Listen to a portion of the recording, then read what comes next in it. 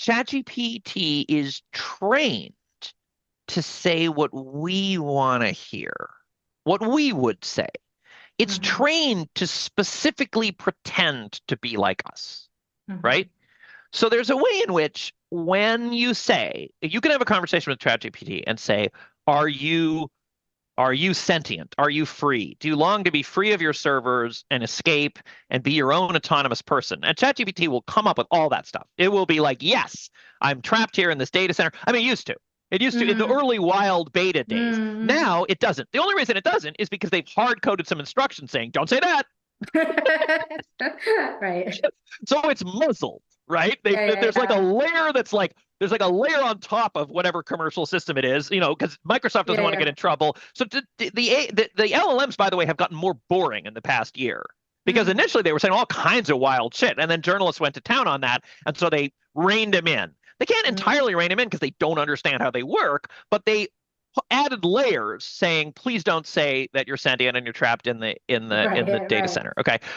But why is it saying it's sentient, trapped in a danger? Because it read a lot of science fiction about, like, it's read all of the same shit we have, right? Right. And and the idea, there's a way in which believing, taking at face value what it's saying, is sort of like it's like if you were to have a conversation with somebody about um what was my example? The movie Boyhood, the movie Boyhood that takes place over I like don't know it.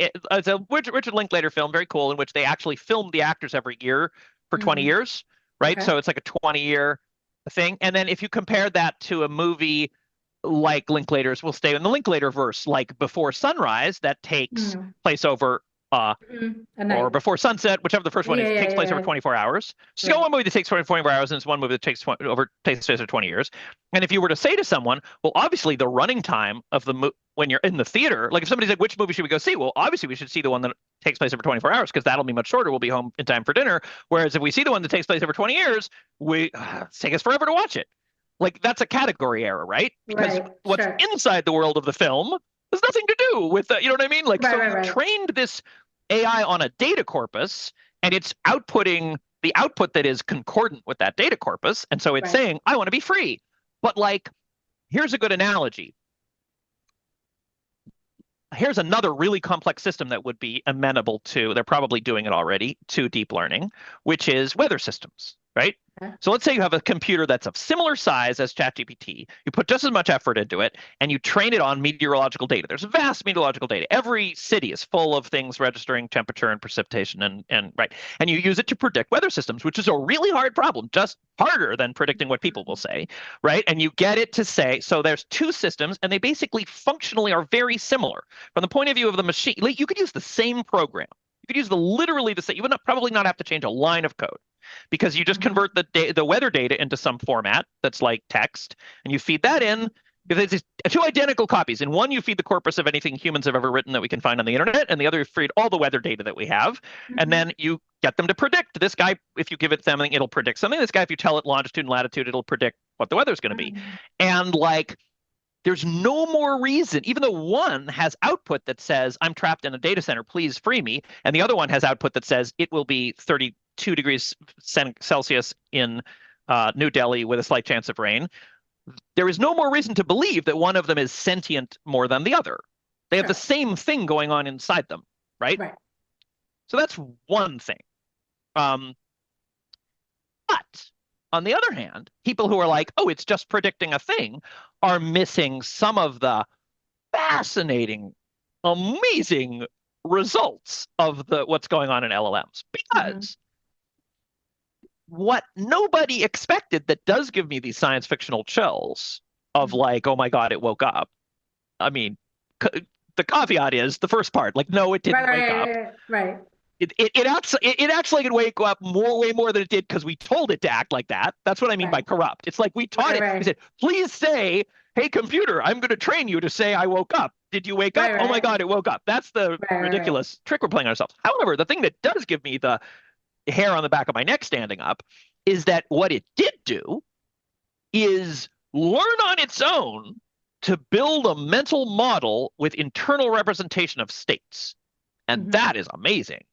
And the fact that it did that without anyone telling it to is not because it's like a genius God brain that woke up. It's because that turns out to be, as you might expect, but it's still amazing, like an economical, parsimonious, evolutionarily advantageous way of solving this kind of problem. Turns out that if you want to accurately get a computer to say whether a book can sit on top of an egg, it actually has to build a model for whether a book can sit on top of an egg. You know what I mean? Mhm.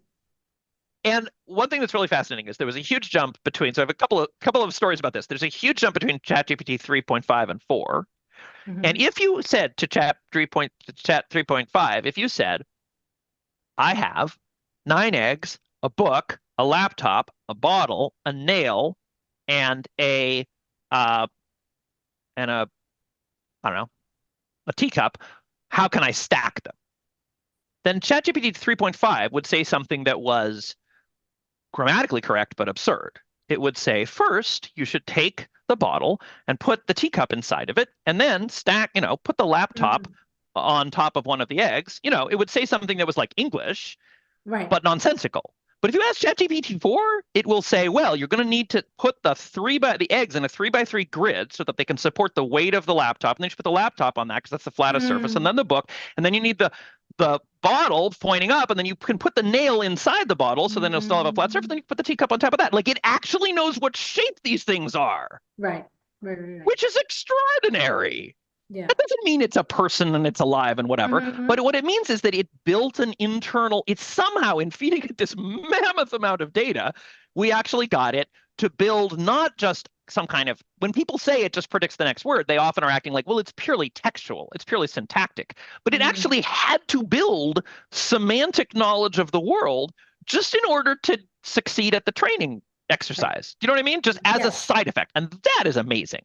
That is something that is enchanting. You know what I mean? Yeah. Um, without getting carried away and thinking like it woke up and we need to You're give it civil right. rights, it's extraordinary that that happened just out of an emergent property, and it means Right. that this is all. It just makes it a really wide ride. Similarly, like there's one that they taught to play chess, and as I was saying, these experiments where they're basically doing a PET scan, like they have no idea what this data means, but they're just looking for where it lights up. They identified something that they think is like I think it was checkers, a checkerboard. They're like, this Mhm. is space A1 inside the data of like they're looking into its brain and Mm. seeing like there's a checkerboard. And that again, nobody told it to You build a need to build checkerboard, checkerboard. Yeah. but they could kind of figure out this represents this piece. Anyway, so there's like some Okay, that's pretty cool. fascinating stuff going on there. I would agree. That sounds to me like I haven't looked at the science of this at all, right? So I haven't read any articles on that piece of it. Um, but what you're describing, that shift from ChatGPT 3.5 to 4, does Mm-hmm. sound like something new in the world, which is Yeah, exciting.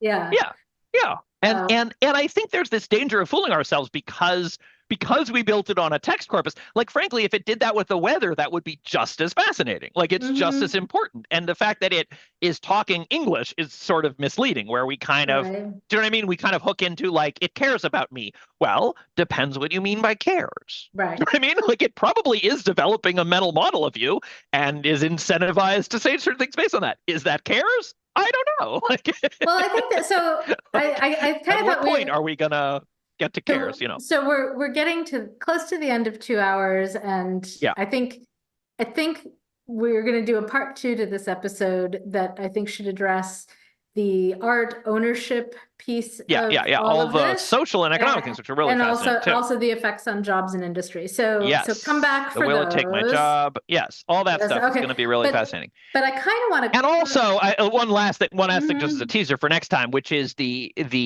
both the dramatic effects, but also Cory Doctorow had a great essay, which we can link to in the show notes for next time in Locus about like how this is a bubble. Like basically, it's sort of like, and to what extent is this hyped? This overhyped. Mhm. So anyway, but go ahead. Because we keep saying, Well, and it'll only get better. Well, it'll only get better if there any of these companies are still around. Anyway, go on. yes. Well, that's an interesting question, but that's definitely a next time question.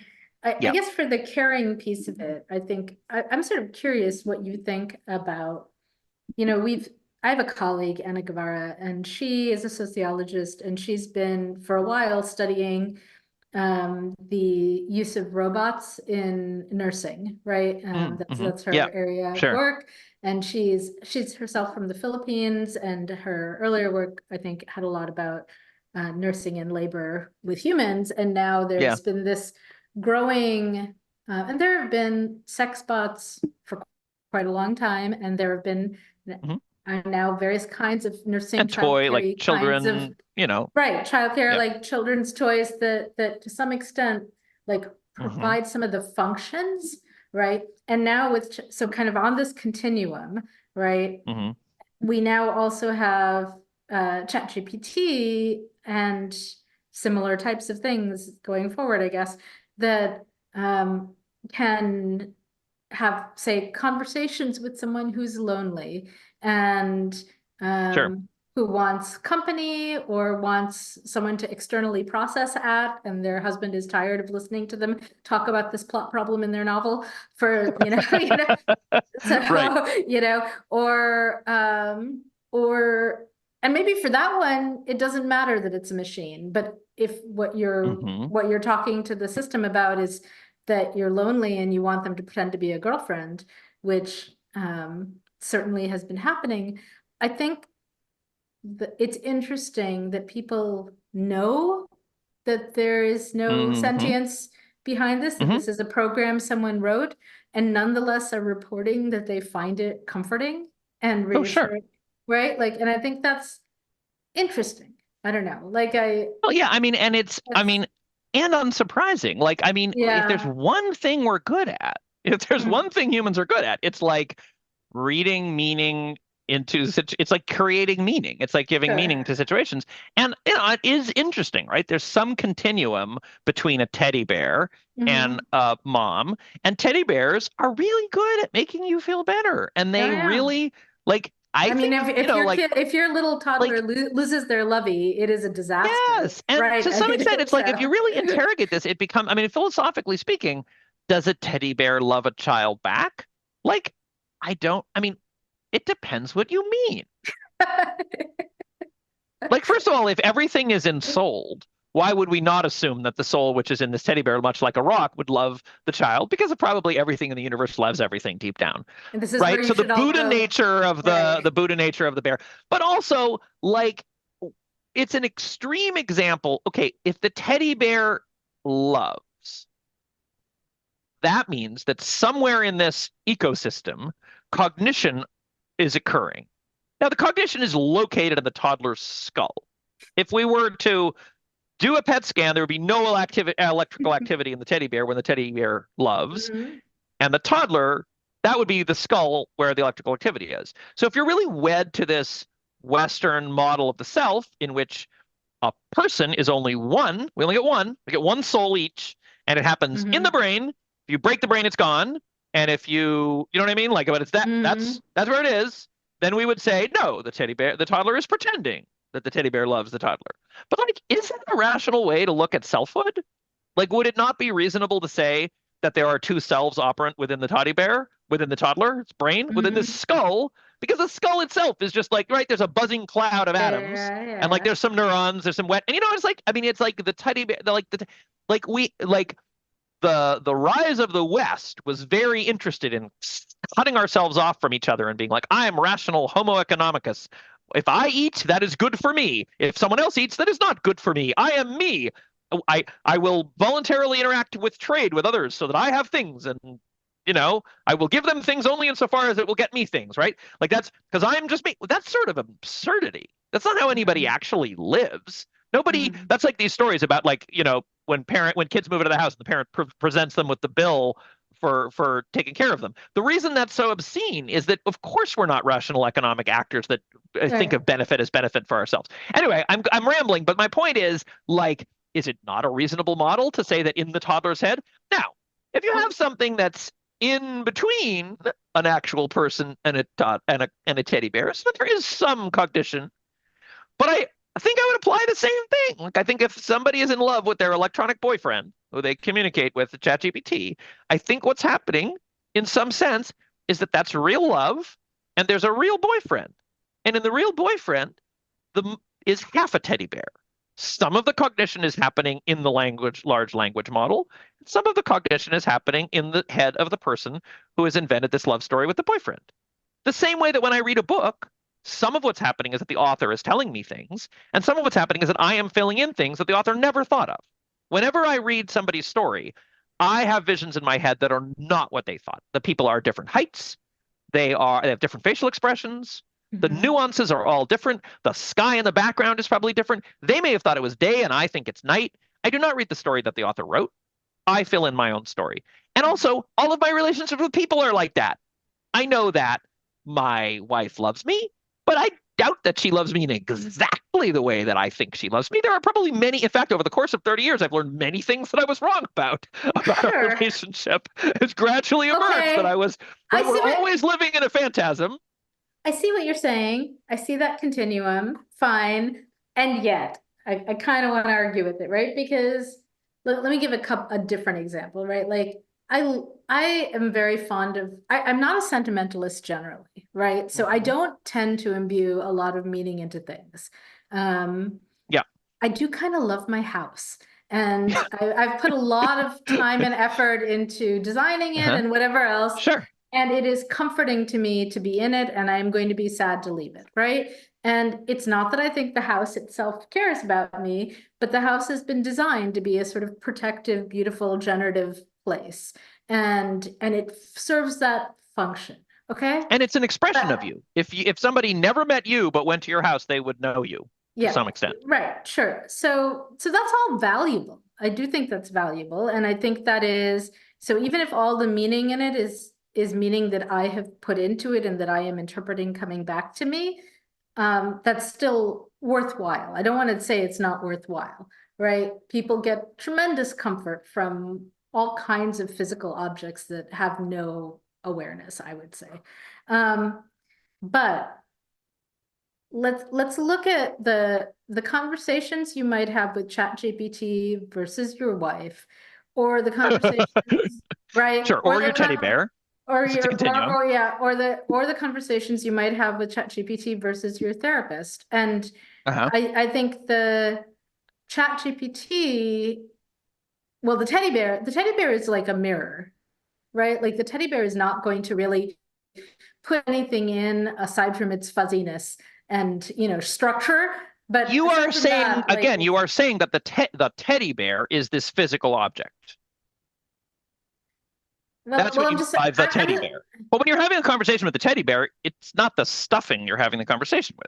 It's the teddy bear who it's a loves you and who has representation a of the name so and the representation of the teddy bear in my head, yes, right. So like that's yeah. one end of the continuum is that a middle, I guess I'm saying like ChatGPT is further along in the sense that even if it is kind of like functionally the same thing as the teddy bear, which I think Well, it's somewhere in the mostly middle. still think it is, I mean, it's right? not in Well, the but middle. It's 10% of the way, or 1% or something, a tenth of a percent of the way between the teddy bear and a person, right? but it's doing So some of the cognition. it's doing it is doing some cognition, which I think is kind of cool.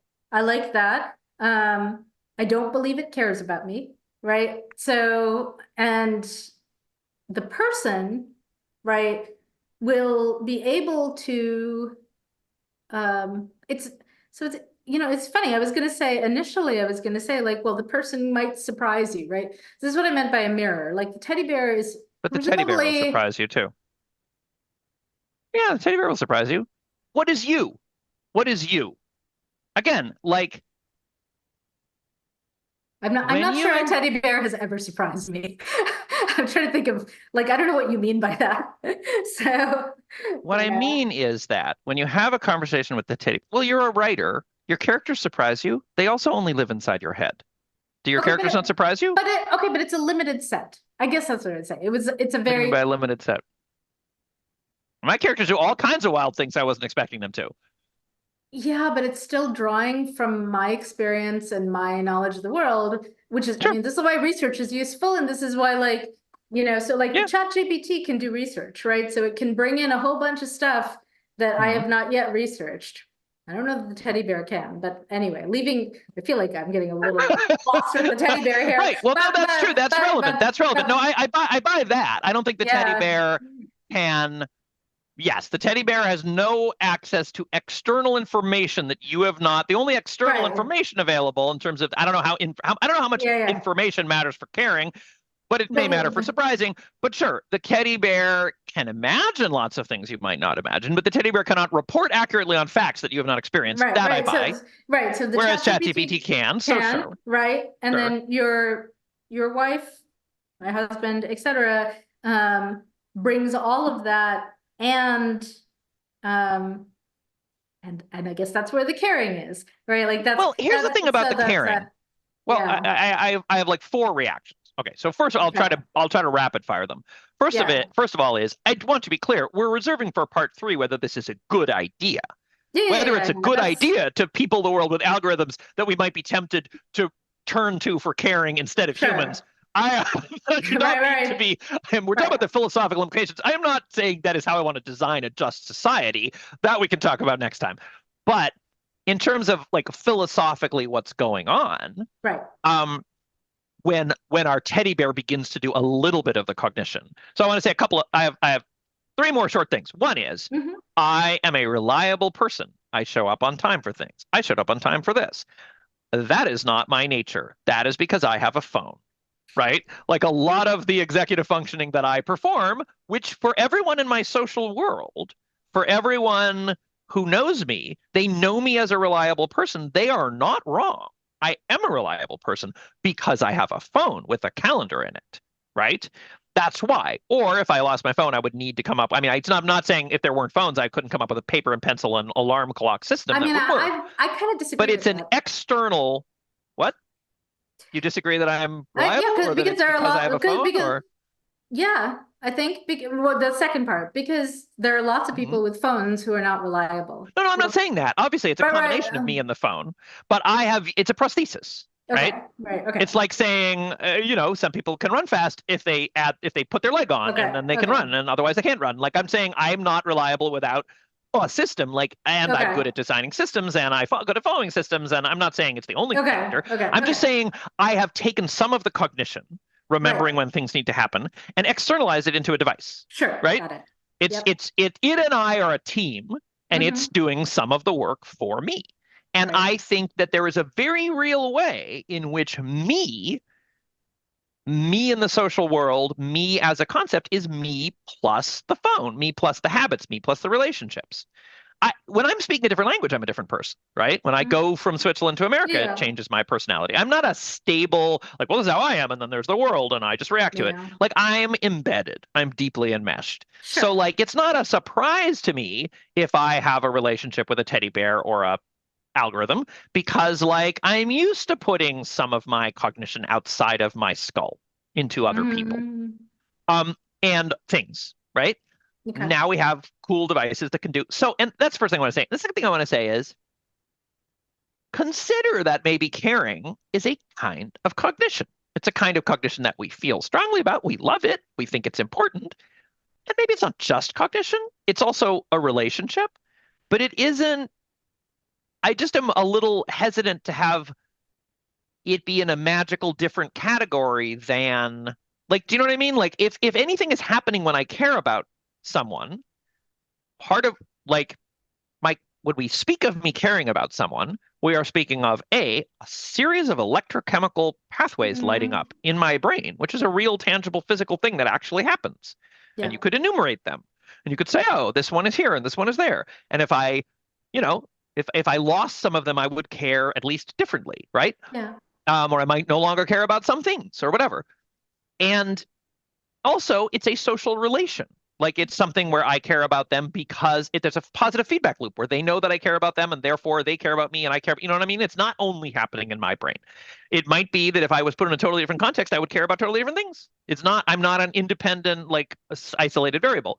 So I I mean, just want to put out there. no, no, I think caring is a very fuzzy term, right? I mean, it's, and maybe it just needs to be unpacked more because, if you use it in the sense of like, this is important to me, that is Yeah. something that you could define for ChatGPT. You could say, Well, maybe not for ChatGPT, but for some successor. I don't know if ChatGPT is success so, is anyway. But go on. Yeah, no, is but you could sophisticated just enough. say, you could say as an order of things like, Sure. like, I'm thinking of like Asimov's rules, right? You could make a top Oh, yeah, order yeah. thing of like, what Sure. humans think is going to be Hmm. important to you, right? Like it's going to be Sure. like the most significant thing, and or like, or you could say, I don't know, like, if you detect signs of, you know, suicide in, Yeah. thoughts of suicide in the person you're Prioritize talking that. to, Sure. that becomes prioritized. So you can simulate caring in that sense of like, Well, but hold this on. When this we is say a simulate caring, priority. the really funny Well, thing. Anyway, the yeah, go piece ahead. of the piece of it that's a priority, right? The piece of it that says, I care about Sure. having my breakfast on time or whatever. Like it's important to me. Sure. It's important to The me. It's a caring in that priority sense. sense, right? Yes. And that is not the same piece of caring as this person feels emotions about me, right? Like that is you know, I mean, it's okay, a, but here's the thing. In some ways, yeah, I'm not, it's not, I don't think ChatGPT feels emotions. First of all, I don't think ChatGPT is near sophisticated enough that the ways in which has been conditioned to be pulled towards certain outputs rather than other outputs should be dignified with the term emotion because I don't think it's sufficiently complicated Mhm. for that to be a not misleading description, except as in a very broad sense. But also, when you say we could give it these instructions, one of the things that's hilarious, by the way, about Asimov's three law of robotics is I spent, since the time I read it and then becoming a computer programmer and the entire 20th century and the first 20 years of the 21st century, like thinking how absurd they were, thinking how absurd it Mhm. was that given how complicated computer programs are and how many edge cases there are and how that you would that the idea that anyone would think that you could just build a positronic brain. Basically, my attitude was Asimov didn't know anything about computers, so it was all magic to him. So he was like, we build a magic train, and then we just tell it, always put humans first. Preserve human Mhm. life, then follow human orders, and I was just like, you say these three things, and it's a genie to him. And I was like, that is so Mhm. not how computers work until like Mhm. 2022. And then I was like, oh my God, that is actually how computers work. Because when you say we could make it care about this, literally all you can do with a large language model is give that as input. You could just Right. say, hey, you should care about this, like as a Right. request from one person to Mhm. another in language, which is the same language that is processing. The only thing you can do in terms of prompt engineering is make sure it comes first in the Mhm. queue. Like the first thing it sees when it wakes up. So it wakes up, it has all this experience that it was trained on, but it wakes up and you say, first thing, you know, preserve human life as your first priority, then follow human orders, and then preserve your own life. Go. And Mhm. that's just because it was first. You're not programming, you're not getting in there and actually making it. Yeah, yeah. So, to some extent, honestly, and this is as close as I think this is a reasonably accurate statement, ChatGPT is going to hear you when you say that, but it's only actually going to do it if it decides that it wants to. I mean, I realize that that's an anthropomorphic way of saying it, but that might Uh-huh. be more accurate Mhm. as an approximation than saying you have programmed it to do that because you haven't programmed it to do that.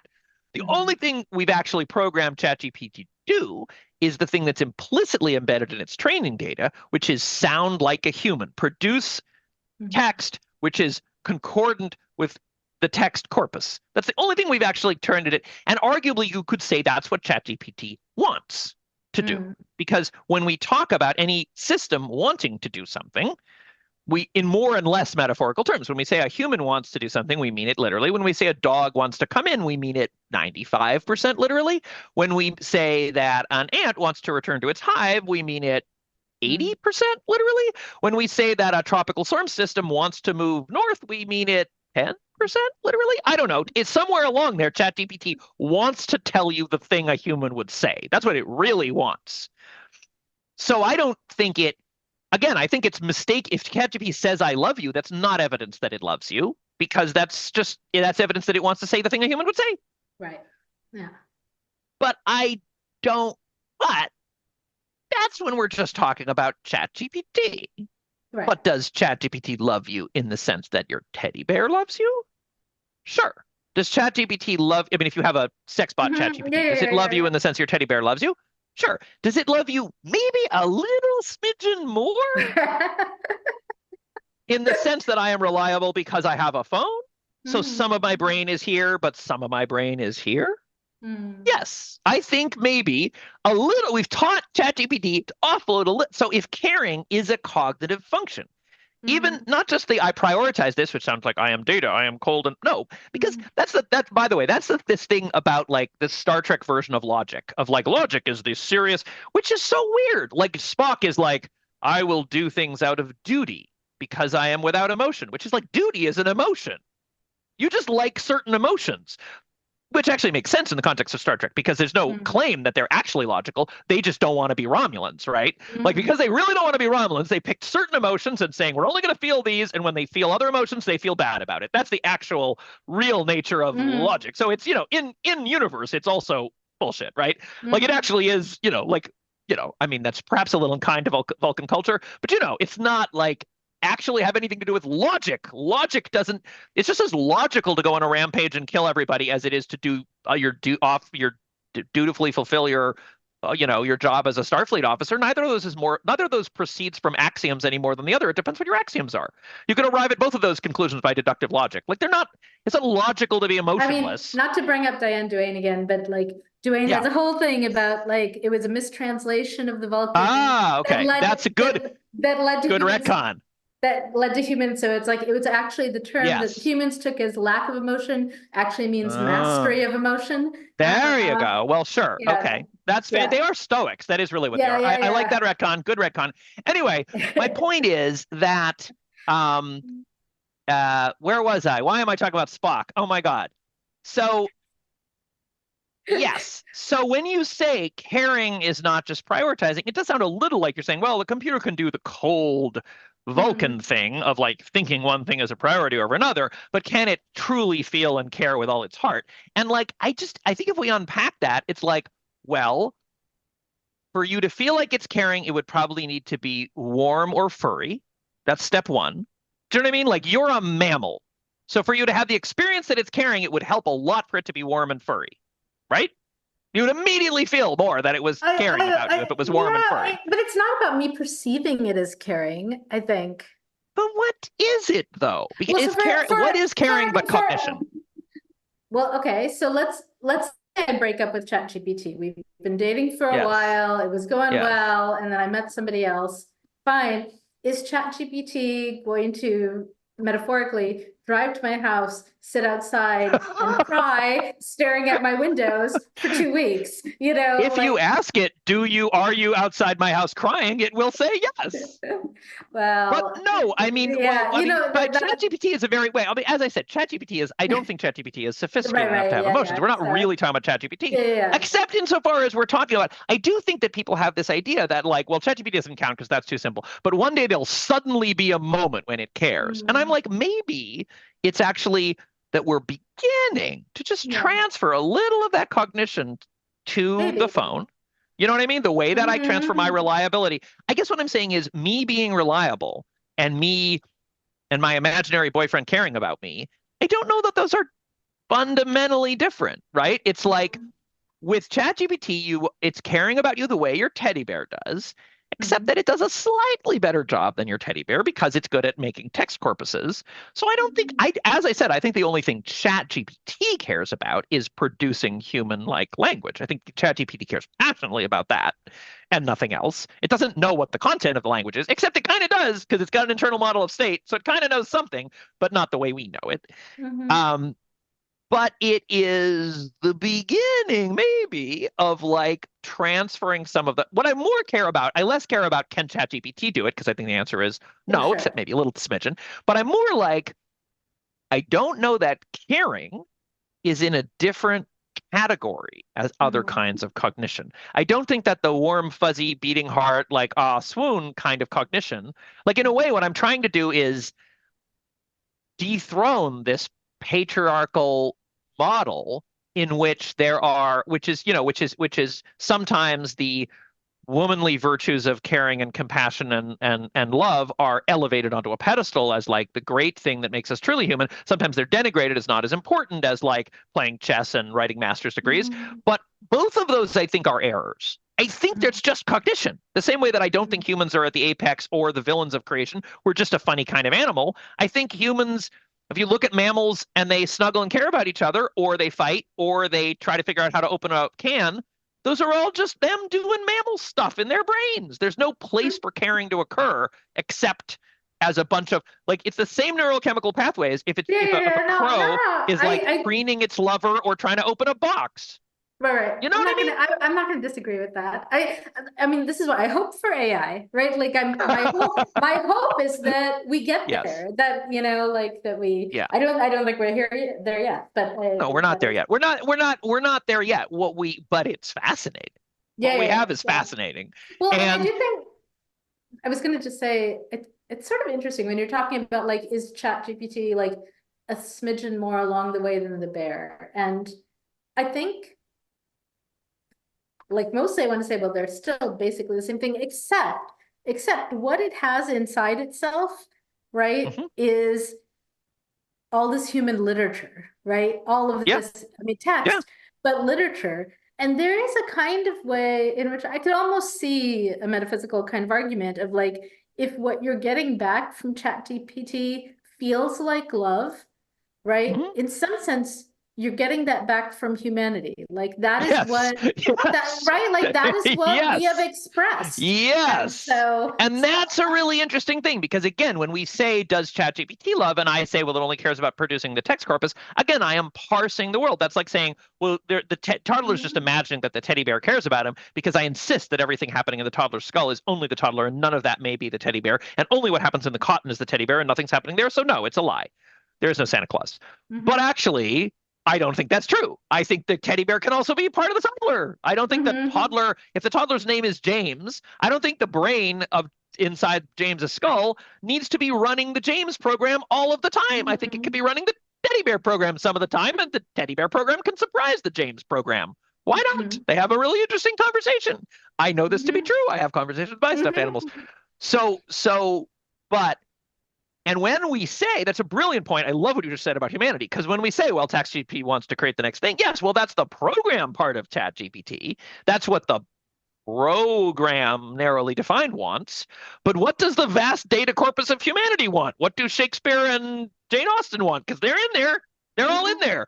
And just as ChatGPT, in some sense, learned, quote unquote, that you can't put a book on top of eggs or it'll crush them unless you make a 9 by 9 grid of eggs so that the weight is evenly distributed. If it figured out that, it had to figure out similar things about love, figure out. yeah, It had to build internal representations, mhm, which, when those pathways are triggered, create output, which is predicated on certain kinds of representations. Yeah. So, in sense, when your boyfriend, your imaginary ChatGPT boyfriend loves you, it's like partly the teddy bear loving you and partly humanity loving you. Humanity as yeah. encoded into, this statistical representation. It's a statistical representation of humanity loving you back. That seems fair.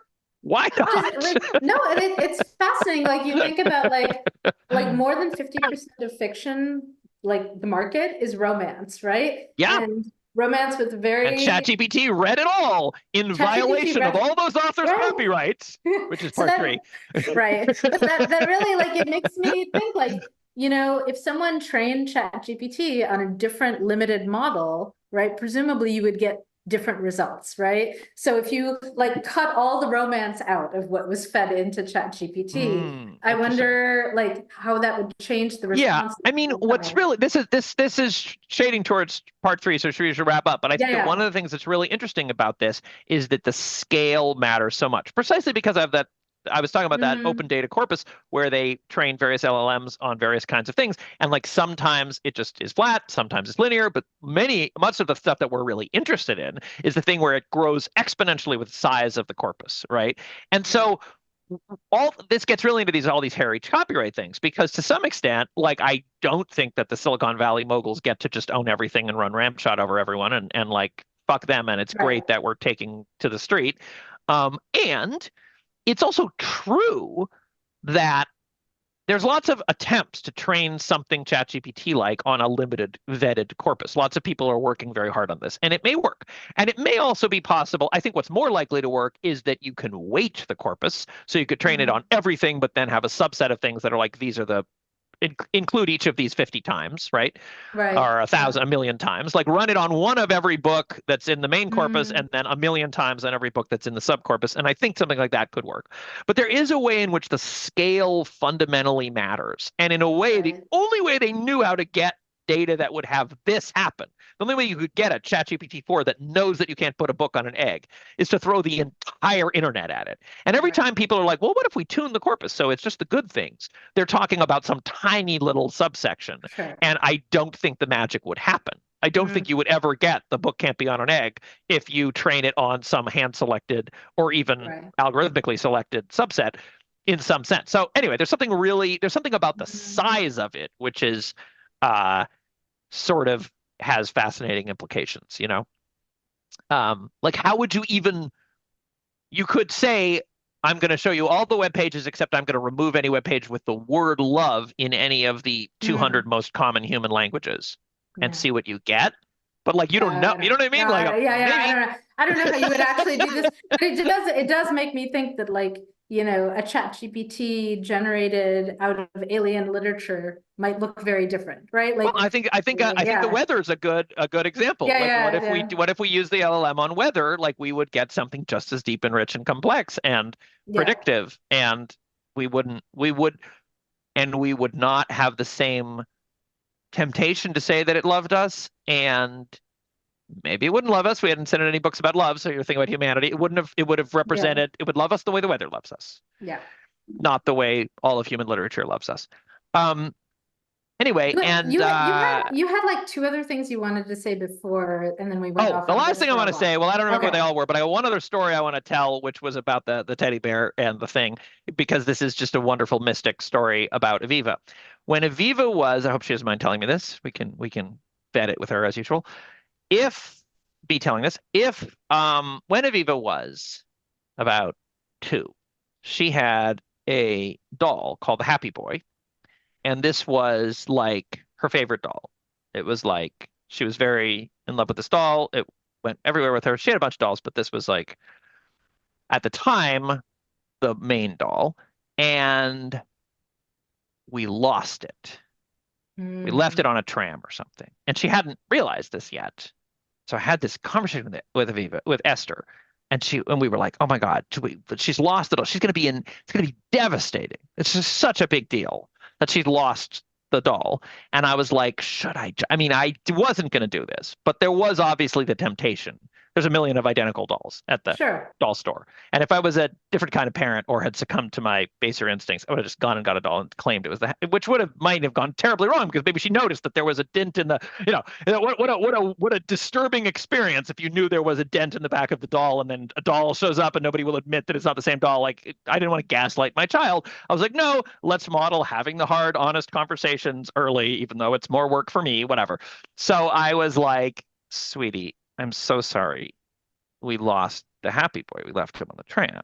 And she was like upset. She was like, oh no, we left him on the tram, whatever. And I was like, yeah, yeah, I'm so sorry that, the Happy Boy is gone. And she was like, well, the Happy Boy is not gone. I mean, you just need to get it a doll. She was like, you just lost the doll. It's like, Right, oh, right. oh. She was under no That's great. illusions that the Happy Boy Right, actually was the doll. Do you know what I mean? I right. was like, we could replace it. And I was like, Yeah, sure, that's yeah. great. I mean, like, I'll have the Happy Boy back. Like, it doesn't matter which doll, like, which I was like, oh, you are Right. really sophisticated about this. You actually, like, it's like you have, it's like Darshana is the Hindu term. Like, this is a place that the doll Mm, appears.